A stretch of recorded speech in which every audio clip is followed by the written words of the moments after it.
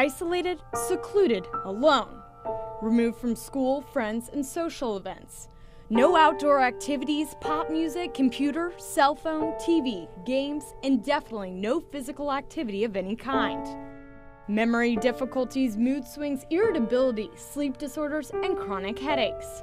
The toll concussions have on children and their families. I was running back, and I tossed the ball, and then I tripped and hit my head.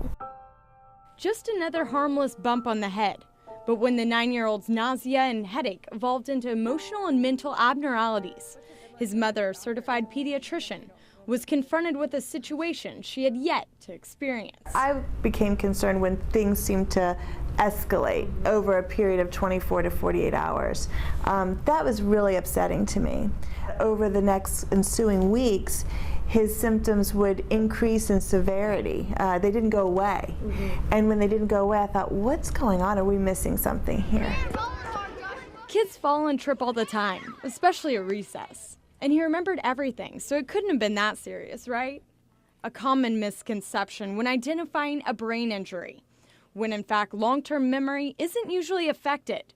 1/3 of victims who are diagnosed with brain injuries don't lose consciousness, and even recovery time varies from child to child. Every individual is different, every concussion is different. Most kids are going to clear from concussions in about 7 to 10 days. But for one of Dr. Ackerson's patients, it took 1 year till she was back in full swing. A cheerleading accident left 13-year-old Jessica out of school for 7 months as she recovered in the isolation of her home. That was bad because, I guess I was a busy person before. I would always be doing something. So being suddenly alone, without all friends and everything, it was bad. That was probably one of the worst parts. No cell phone, no computer, no TV, no movies, no going out with her friends. She needed to sit home and just do artwork. And she could listen to show tunes and country music really soft. And that is what she did for months. She wasn't allowed to read, and the sunlight bothered her. She had to wear sunglasses when she was in the house and outside. Reach, Jessica, reach. There you go. Fresh off her 14th birthday and a year after her concussion, Jessica's headaches haven't stopped.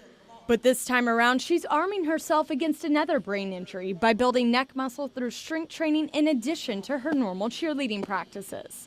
The same approach that Dr. Ackerson took before his son first started playing football. Around that time, we also got him involved with an athletic training program, a sports medicine training program, or fitness program, so that he could develop the musculature to keep him safer.